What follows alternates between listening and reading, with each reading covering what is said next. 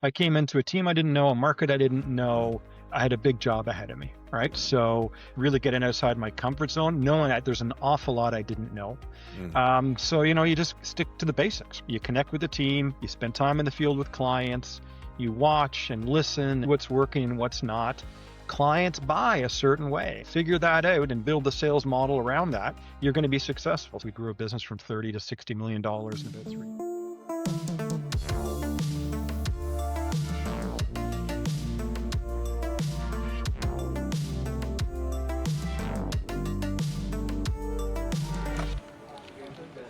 You're listening to The Revenue Vault, the show for pipeline architects who build unstoppable revenue engines. I'm Mark Shan, CEO of Bentley. Here, we ditch the fluff and deliver frameworks that scale. If you're here to dominate, you're in the right place. Today's guest is Eric Hachmer, a former senior VP of sales at ADP and Oracle, who grew a struggling UK division from 30 million to over 60 million in just 3 years, making it Europe's growth engine. He is now the founder of High Five Advisory. Today, we unpack Eric's systematic stakeholder mapping approach, his weak structuring framework around true revenue activities, his contrarian stance on why numbers-only leadership kills cultures, plus his interview questions that expose fake leaders from real ones. Let's dive in. So, Eric, you've been very, very successful, running massive organizations as the SVP over at ADP to over at Oracle as well. If you had to give a first-year sales VP a piece of advice, one piece of advice, what would it be? You know what? I would say bring your authentic self. And listen, that might sound a little cliche, like it's in all the books, but what I mean by that is you jump into a role, there's pent-up expectation for success. You've probably got more senior people encouraging to do things a certain way, but they put that person in the role because of their unique mix of talent, abilities, expertise. So just bring your view. You may not get it right. You may come up with ideas or tactics that aren't as popular, but put it out there. Be the best version of yourself you can, the best leader, because we need diversity. If all the leaders were exactly the same, we would not grow as quickly as we can. So, have the courage just to be your authentic self. You'll get some stuff wrong, but have confidence that you've got the backing to go out and break some glass and get most things right and a few things wrong, and just learn from there. But that's really the advice I'd give. I love advice, right? And I think it's easy to say, hard to do. And I mean, you came from a company like ADP where there's a lot of structure and process. I mean, they're a multi-billion dollar organization. Same with Oracle. I came from a company like Cintas and Enterprise Holdings, and it was very structured. And it's almost like you feel like there's a pressure to fit the mold, right? Yeah. So how did you kind of break free of that limiting belief so you could feel psychologically safe to be able to be authentic without repercussion or impact? Yeah, I think there's a couple of things. One of them is the secret of, you think about a lot of sales leadership roles, they're in the middle somewhere. You're managing down, you're managing up. Yeah. So part of it is, understanding how to manage up well. All right, having those basic but clear conversations, set expectations early, clear. If there's going to be a misunderstanding about what success looks like, get it out early, right? And then just agree or disagree. But then how you manage down with your teams in the field, the culture you're creating, the dynamic you're leading with, I think that has a lot to do with it. And you touched on something like there is a mold, right? Like ADP is a great example, terrific organization. I mean, it's probably one of the benchmark for sales organizations around the world. And yeah, there's a playbook and there's a common profile, but there's also an ability to maneuver around within that and bring your own kind of style, your own focus. And I think a lot of that is best amplified as you manage down through your teams to the market. You're not going to change as much the expectations going up. There's a culture, accountability, all that. But I think you can manage down and really exert your influence there through your team, through your clients in the market, and really bring that magic dust, if you will, to that layer. I think that's where I would focus. I love that so much, right? 'Cause I remember being in those roles and it just being scared, I want to be authentic to my team, but how would my sales VP, how would my C-level execs look at me, right? Because they kind of want you to fit in this mold. What's maybe an example of something that, you did your best to show up authentically, maybe it backfired or maybe have the surprising result you didn't expect? Yeah, I think I've always liked to bring the right talent to the team and then support them and be committed to those folks. And there's been times where I probably haven't moved as fast as my senior management would like, because it's easier for senior management to manage down, say, well, get rid of that person, make that change, do whatever. they're not involved. They don't see the human beings involved. Right. But there's been times where I've said, no, you know what? Mm, Let's play a little bit of a long game here. These are the right people. They need mm, a little development, a little coaching. They're doing the right things. The results will come. So, that's where, and I've gone kind of against the grain from time to time. mhm, And, sometimes you got to ask for forgiveness versus mhm, permission, right? Like, you mhm. just commit to those people, commit to that team, and usually you get it right, but it might take a little longer. So there's that friction, and I think that's healthy. And that's really one area where I say maybe push back a little bit and said, no, you know what, we're going to take a little longer than you'd like. The results will come. And at the end of the day, if I make the wrong decision, you know who to fire, but I feel this is the right path and we will have the right outcome. You got to trust me. Mm. And how did you personally balance that pressure, right? Because like when you feel the pressure from in some people's situation, the earnings calls, the EPS, Yep. I mean, I was in corporate for long. We felt that pressure, right? For some Yep. people listening out there, it's a pressure from the invest in the long-term moves. How did you balance that pressure of making sure it was the right move for you? Yeah, gosh, I don't, there's, what, Marcus, there's not one answer because there's so Yeah. many different scenarios. But Yeah. I think part of it, this was an old expression. A guy I used to work with used this one. He said, you know what, bad news is not like red wine. It doesn't get better with age, right? So I think Love there's it. an, there's an element of calling things out early. Yeah. I think pressure builds when people back themselves into a corner and then Mhm. have to do the miraculous. Let's Yeah. take the miraculous off the table. What situation are we Mhm. in? Let's use data. Let's use Mhm. clarity, and either we're on the right path or we're not. And if we're not on the right path, let's make the change early. I think the problem, pressure builds up in most cases when you're delaying the inevitable, either acknowledging the problem or getting to the solution. So I think you can just nip that, but get at that early, right? Bring the right stakeholders together, communicate clearly, Mhm. be transparent.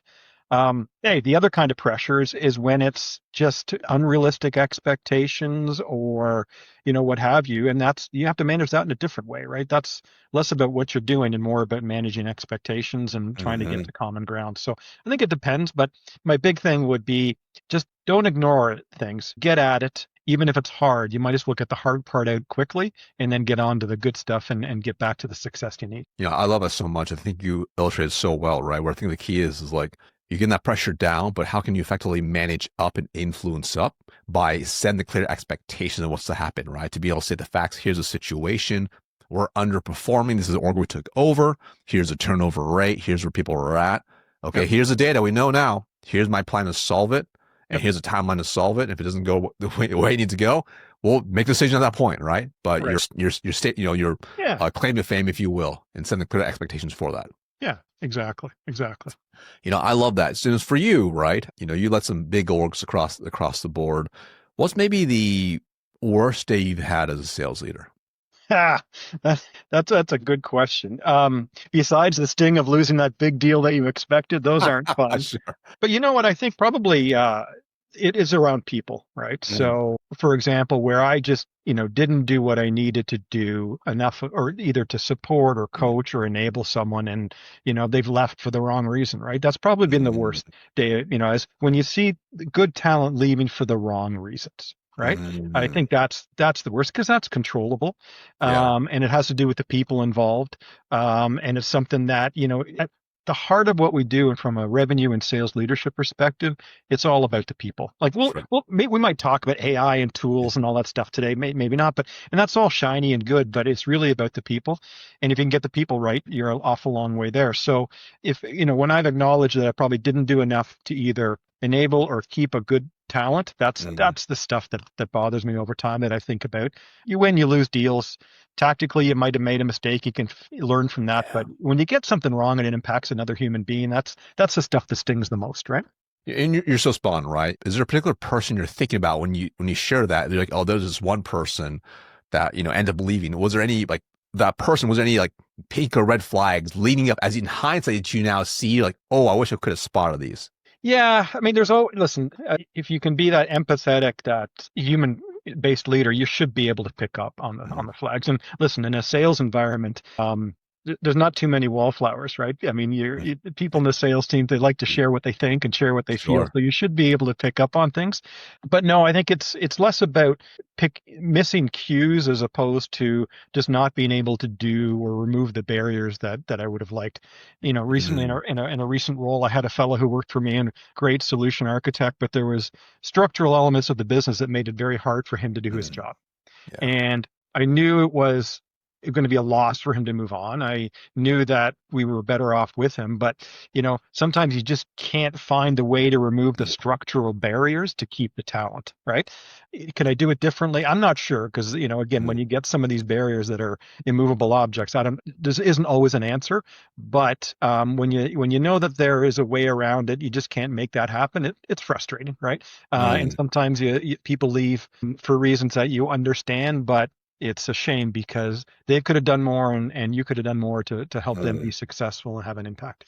I always found it really interesting, right? Because you're so spot on, especially when it's a large organization where there's some things just kind of set in place. It's like a giant ship. Like you can't just it's not a speedboat you can just turn on time. There's so many internal workings and people and the politics and red tape and yellow tape that you have to kind of push through to guide through. As you reflect in hindsight, is there anything you would have done differently for that solution architect to help maybe minimize that risk factor for them? So this way they're not leaving, X amount of years after. Yeah, I think the only thing I could have done, and this is, looking back, this was when in a business that was, in hyper growth, we were growing awfully fast. We grew a business from 30 to $60 million in about Mm, 3 years. So we were building yeah. every aspect. Think about it as you're doing a reno on the house and you've torn every room is being Yeah. worked on. Like it's one of Yeah. those situations. So I think the only thing, in hindsight, maybe what I would have done is reprioritize some of the other things. And as a Yeah. leader, there's always a long list of things you want to get to. They're not always equal, but they're always feel equally urgent. Yeah. And about the only thing I could have done is just taken a bigger risk and let other things slide for a bit to try Mm, to fix the systemic issues around this particular person. Would it have worked out differently? Maybe or maybe not. But who knows? that's the end. And that's a big thing about leadership. It's prioritizing and That's it. constantly reprioritizing. And it takes courage, right? I mean, it feels good to lay down to say, okay, here's my priorities. It's good for 12 months, but sometimes you got to revisit that and it takes a little courage to move things around and pivot and take more chances than you'd like. But sometimes that's a sign of good leadership as well. Oh yeah, 100%. It's I always pictures it's as if you have tons of fires that are burning, but which is the biggest one you got to focus on first? Which is the raging forest fire. If we don't address that one, the whole place is going to burn down. Exactly. And you never have enough fire extinguishers, right? So No, you never have enough. You don't have enough people. It's always a game of the resourcing of trying to deploy properly to put out the right type of fire, right? So yeah, that makes sense. And I always think too, in terms of because there's some listeners out there where they're dealing with these structural issues, right? And I always think through, it's yeah, for sure, if we can prioritize to kind of solve it. But I always think too, as well, depending what the situation is let's say if it's consistent problem across the board where people are consistently leaving because of XYZ structural issue that, just because of the nature of the business, it's not going to be solved overnight. How can we as leaders then set the right expectation up front? Even in the interview process, they just want to give you a heads up. In this role you come into, these are 5 most common problems people hate. yeah. Let's walk through them. Number 1, number 2, number 3. How do you feel about those things? How did you overcome that? You're almost disqualifying people, right? Yeah. And I found the best ones are always going to be no, I've dealt with this over here. I'm totally game with it. I understand. So the expectations are aligned, versus that mismatch where that's where you start to get into trouble down the road. Yeah, I would agree completely because again, transparency is so important. That's how you build trust, right? That's right. But one of the questions I always ask in an interview, regardless of level I'm bringing in the organization, is tell me what you're going to need from us, from me, from my team to be successful. Mm-hmm. It measures self-awareness, which is always important to me, but it also opens up the conversation because they're going to say, well, I need this. And then, well, right now we don't have that. And let me explain why. We're going so fast. We don't have as much of a bench of these resources that you would normally rely on. Is that going to be okay? How would you approach that? And you get into a conversation, right? And you make sure the comfort's there because the worst thing is, I was talking to a client recently about, making a bad hire on a sales leader, right? You haven't lost 60 days or 90 days, you've lost almost a year because you've Oh got yeah. to then start from scratch and find a new person Uh, and onboard them and all that. So get at it early, make sure you've got a good, transparent sense of what the challenges are, what the options are around those, and what the good stuff is, and clarify that early. So I think that's what you should be doing in the interview stage, and then you've got a firm basis to move forward. That's really how I would approach it. I love that. Now, speaking of hiring sales leaders, because you and I both know, man, if you put the wrong sales leader in place, I mean, it's not only going to set you back, but it really can cost the organization millions and millions of dollars, and you might have turnover and all other like ripple effects as well. Have you seen any particular part of the process of interviewing or a question that you've asked in that process of finding a sales leader that's been really effective for hopefully vetting a better fit for the company long term? Yeah, yes, good questions, Marcus. So, at risk of giving a long answer to a Yeah, short question, sure. I think I like asking open-ended questions, and a Hmm. lot of the times I'll say to someone, whether it be a rep or a leader, I'll say, "Tell me about a week in the life." You tell Hmm. me. Yeah, And I like that because it gives them latitude to tell me yeah. how they're spending their time today and how they'd like, because I'm listening and I'm measuring, are they talking about using data, and are they talking about one-on-ones, how much time in the field, how are they organizing Hmm. themselves, what types of things are they getting into, is it carrying the bag with the rep, is it meeting Hmm. clients, solving client problems, solving internal problems. But a good question like that helps me understand their psyche and the type of leader they want to be. Are they hands-on, are they hands-off, are they data-driven, Hmm. what have you. So I try to get under the covers that way. But what things that I measure are how I need a sales leader that knows the balance between being in the market, right? That's Hmm. how Yep. you influence clients. That's how you find talent. That's That's how it. you build the brand. That's how you amplify all that. But at the same time, being willing to lead from behind, right? Yeah. I don't need a bunch of sales managers or leaders that are overgrown sales reps. The You super want to rep. lead the cycle. I got a job for you. I'll Yeah. carry a bag and knock it Yeah. out of the park. But if you're Yeah. going to be a sales leader, you got to lead from behind, enable, coach, be there shoulder to shoulder, but not be, controlling the whole process. So those are some of the things that I look for. And then lastly is, what, have they got a crisp view of the handful of data points that is most important to Mm-hmm. them and to the success of the business, and can they consistently manage to those, right? The last thing I want a sales leader to do is burden the team with administrative reporting, Mm-hmm. or focus on the wrong things, or make things more complex than they need to be. There's only a couple of data points that are going to be most important in my mind, right? So a couple of great key points, right? And I want to dive a little deeper because I think a lot of times people put the wrong sales leaders in place, and that really impacts a little everything else as Yep. part of it, right? You can have a superstar sales leader that can turn around a mediocre team. Yep. You can have like a very mediocre sales rep who becomes a sales leader and they take over like a great team, and make them worse, right? We see it Yep. across the board. So for you, when you're interviewing these potential sales leaders, how do you determine if they're going to be that super rep, if you will, just like a basis of a rep versus a true leader of the people? What questions are you asking to kind of help uncover that? Yeah. Well, first of all, I like to ask questions that generate stories, Yeah, because you can tell pretty quick if the story is real or not. yeah. And if they've got stories that are top of mind, it means they've lived that situation. So it's probably a reasonably good proof point. So first of all, I try to generate the stories, but I'll try to get at them and what gets them excited. Really, at Hmm. the end of the day, I want to know: is it the thrill of the win? Is it being able to support the team? Is it bringing new ideas into the sales process? Is it optimizing? Is it working across internal barriers? I mean, I think if you pretty quickly get to questions about what gets you most excited, what's your best work, how do you do it best, they'll tell you where their focus area is on, and then I'll make the call as to whether that's the right fit.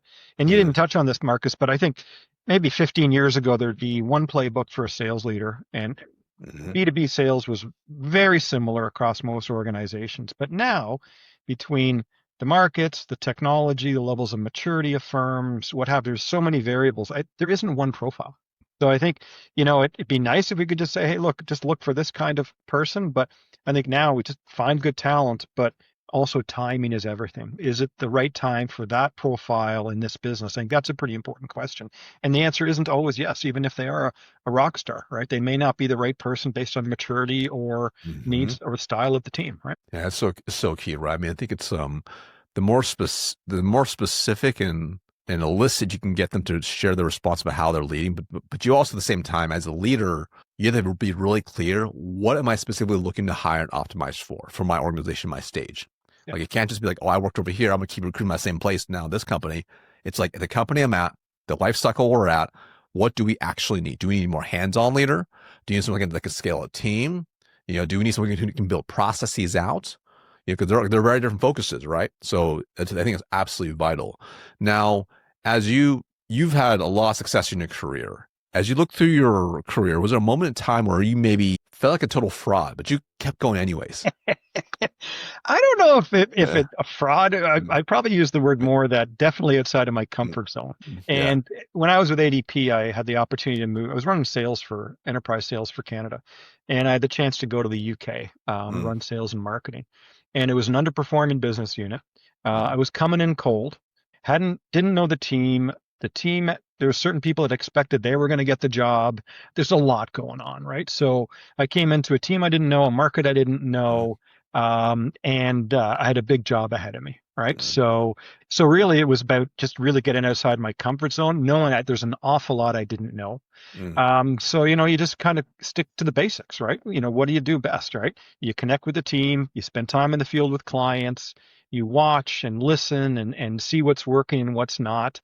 The nice thing about sales and sales leadership is generally clients buy a certain way. And if you can figure that out and build the sales model around that, you're going to be successful. So I just went to the basics, was naturally curious, and just had to be patient, right? And learn as fast as I could. So, and it worked. We had a great result. I was able to develop my successor and move on to something else. And the UK was really the growth engine for Europe for quite a few years. So yeah, fraud, not necessarily, because I knew what I was doing, but out of my comfort zone, absolutely. And it was a question of jumping in the deep end, right? Hand on the nose and just jump in and swim, right? So I want to get super tactical, right? Because because I've been in that same situation where I'm taking over a whole new market. They might have misconceptions about me. It could be true, it could be not. They have certain perceptions as well. I'm taking over. I need to build trust and make sure every single team is bought into the vision and not minimize turnover, from trying to stabilize and then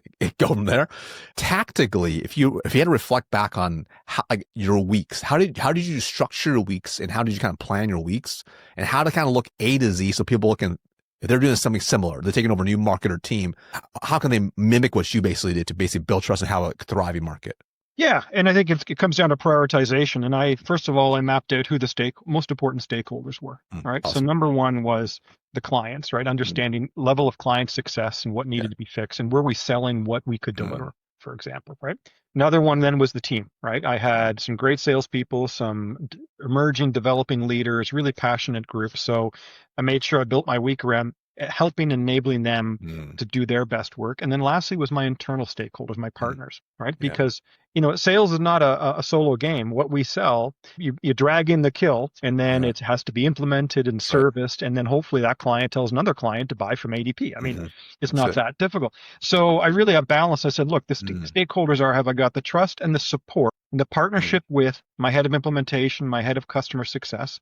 Am I spending enough time with clients to truly understand what they need and why they're buying? And then does the team feel supported, equipped, and with the right direction, right? They know where we need to go.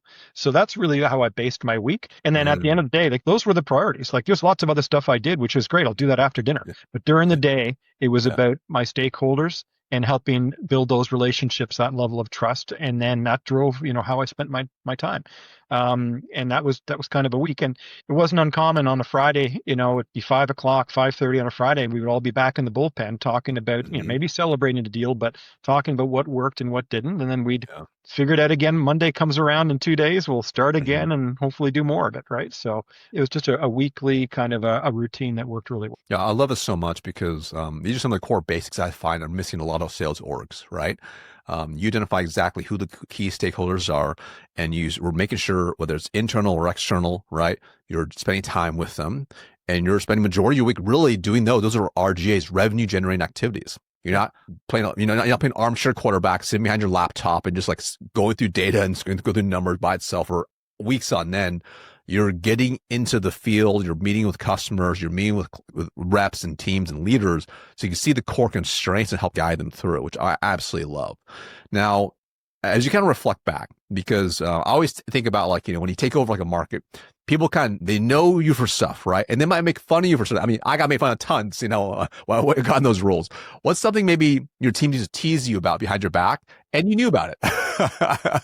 Yeah, I think, look, I'm a little structured in my approach, a little bit, again, structured. So one thing is they would tease me about my attention to detail, right? Yeah. So I used to work for a guy that, was very much so. And, you'd have a PowerPoint and you'd forget a period on one of the bullets and he'd kind of circle it and it got ingrained, right? And so I'd be with my team and I'd say, is this client facing? Yeah. Okay. Why is the font not the same? Where's the customer logo? It's like those little things. And I would constantly challenge my team.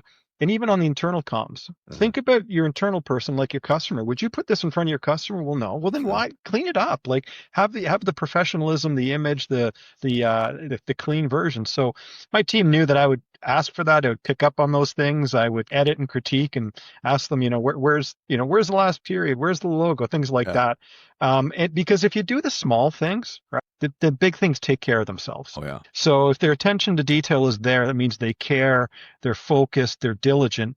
If I know they're doing that, I know they're on top of the bigger things around the overall client strategy. So it was partly my way of kind of reinforcing that attention, but also just nitpicking in terms of I want things to be perfect when a client sees it, so they think that we got our act together. I'm very similar. I'm a little bit OCD in that type of sense, right? But probably why we get along, right? Yeah, indeed. They would make fun of me too. They'd be like, you're like a freaking machine. Like the level of attention to detail is like a little insane. Yeah. Maybe a little overkill at times, but it does serve you well in a lot of great ways, from managing my own personal finances to everything else, right? On the flip side, right? Because sometimes when people see you that way, it makes it like, I found personally, they found it hard to relate to me, right? Because they're like, how he runs his life is kind of how he expected all of us. And that wasn't the case. I just expected certain things were done right a certain way. From a sales perspective, my own personal life is a little bit different. So how did you stay relatable with your teams, and your leaders, despite having this level of attention to detail that most people be like, that's kind of wildly insane? Yeah, that's a great question. Let me take it a little level up, because I was joking about a PowerPoint, but a real situation would be deal strategy, right? Yeah. And I'll have reps, my team call me up and say, oh, we got this great deal. I think Marcus is going to buy from us. He said he's going to go with us. I said, okay.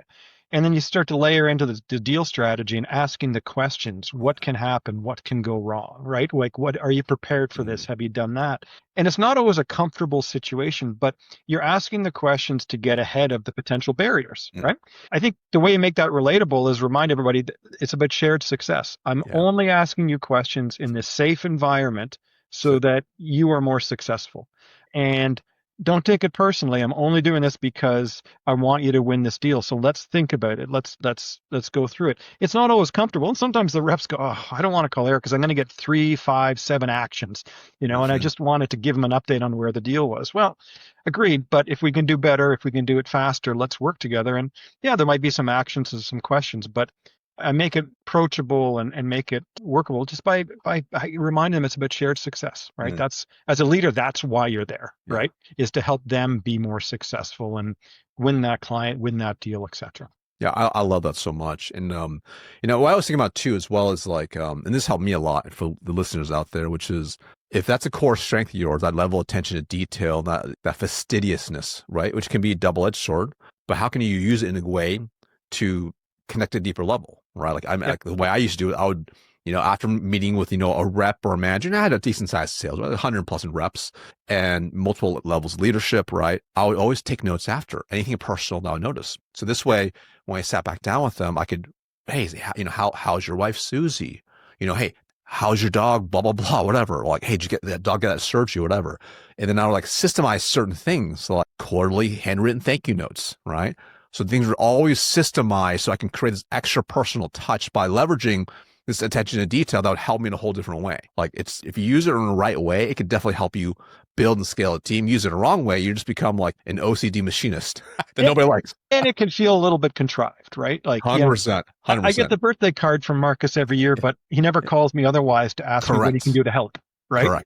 Correct. So, Correct. Yeah, I think that personalization is so key, and you gave one 100%. aspect of it. The other one I would say is just how you work with people. And Mm-hmm. I had in my previous role, I had some pretty senior people working for me and quite successful, but very different styles. And I had to adjust my style to theirs, right? And Mm-hmm. you could say, well, Eric, you're the boss. Like, why don't you just tell them how it's going to be?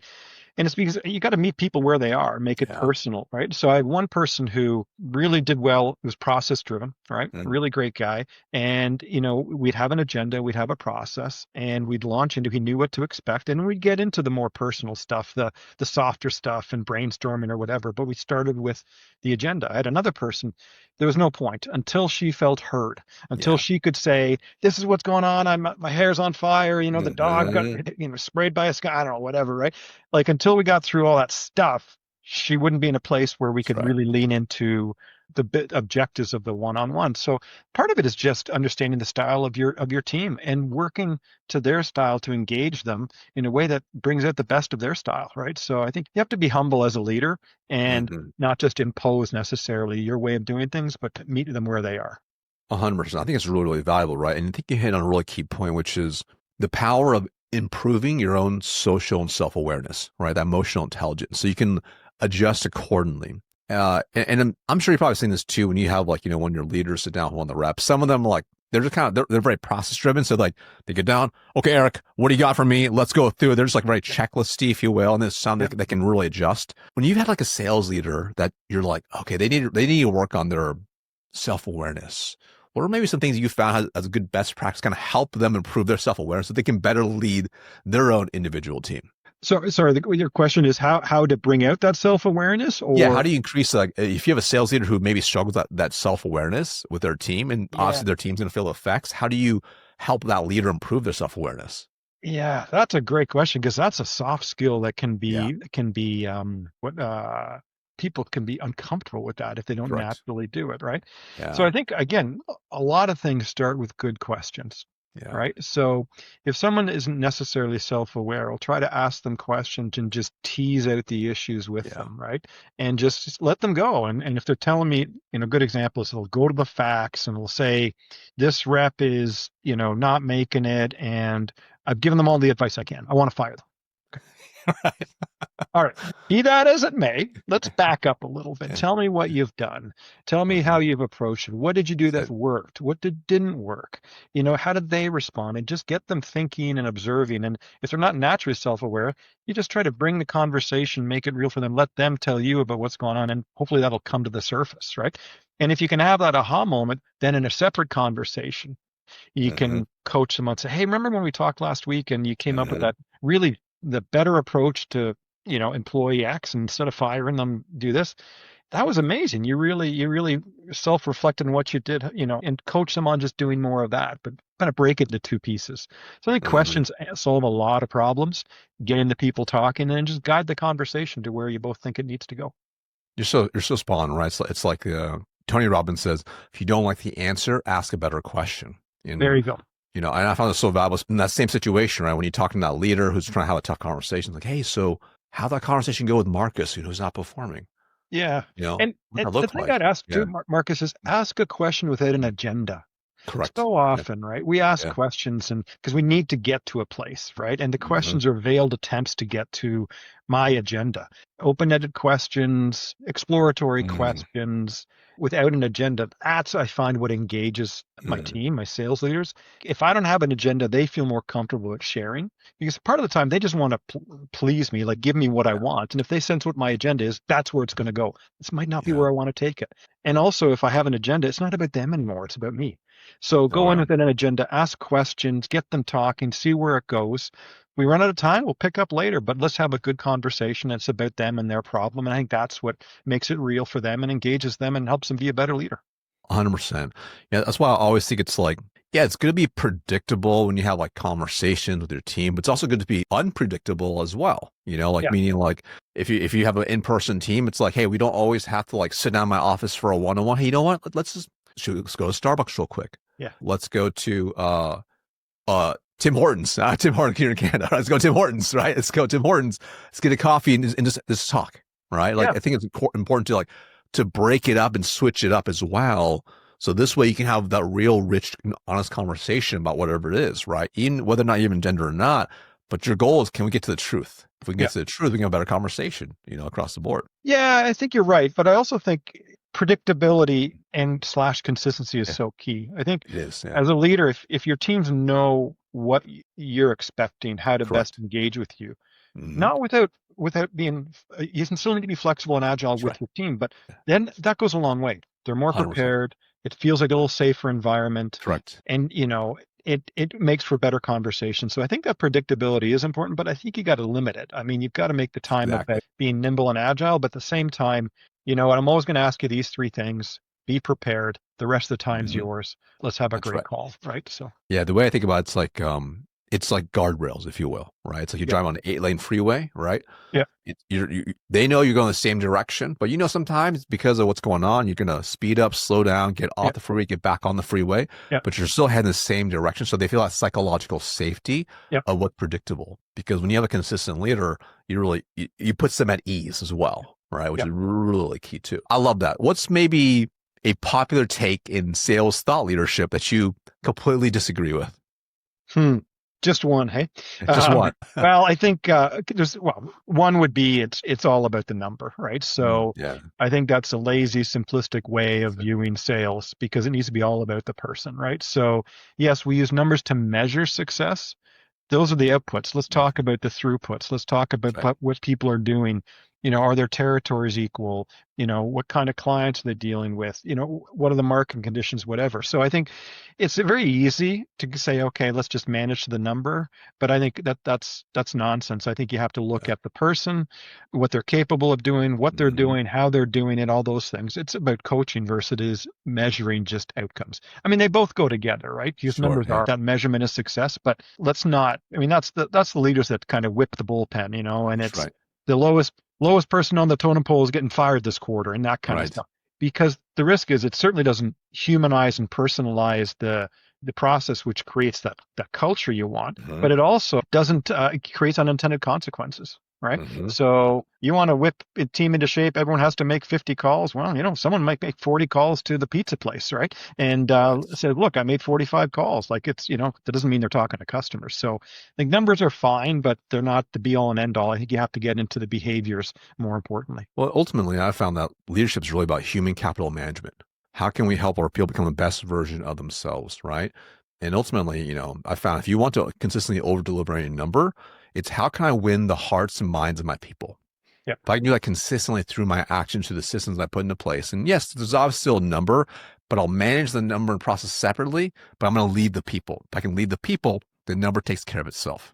Yeah, and I think I would agree completely on that. I think the 2 litmus tests are one, if you've got a sales team that are bringing their friends over, that is like such an important measurement Yeah. of culture and buy-in and That's it. engagement. And second of all, if your team are getting client referrals and advocacy, Mhm. that as well, because that means that your salespeople are really out there delivering the brand, enjoying what they're doing, representing, being optimistic, being high end, doing all the things you want as being a brand representative. And if the clients are saying buy from Marcus, and if other people saying, I want to work for you, Marcus, based on what Eric said, those are 2 really important measurements that are very hard to game and very hard to create in a short term. That takes long-term sustained focus on the human aspect of the bullpen, right?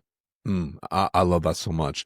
Amazing conversation, Eric. If you want to find out more about you and your organization, how can they get a hold of you? Sure. So I lead a small consulting company called High Five Advisory based here in Toronto, Canada. And, we're on the web, high5advisory.com. I'm on LinkedIn, reach out. Our focus is really working with scaling organizations that want to really professionalize their go-to-market function and, take the ability to compete in an enterprise space and put it in the hands of smaller firms that have a great offering, but just need to grow and revenue and sales a lot quicker than they are today. That's our focus. And always happy to chat with anybody that has an interest in scaling their business. Awesome. Thanks so much for being on. My pleasure, Marcus. Thanks for the time. That's a wrap on this episode of the Revenue Vault. Now, if you got value, here's your next step. Go to venleyconsulting.com/teams to get a free performance scan of your sales org. We'll show exactly where deals are stalled and how to actually fix it. And if this episode gave you even one insight worth sharing, send it to a sales leader you respect. I'm Marcus Shan. Thanks for being in the room.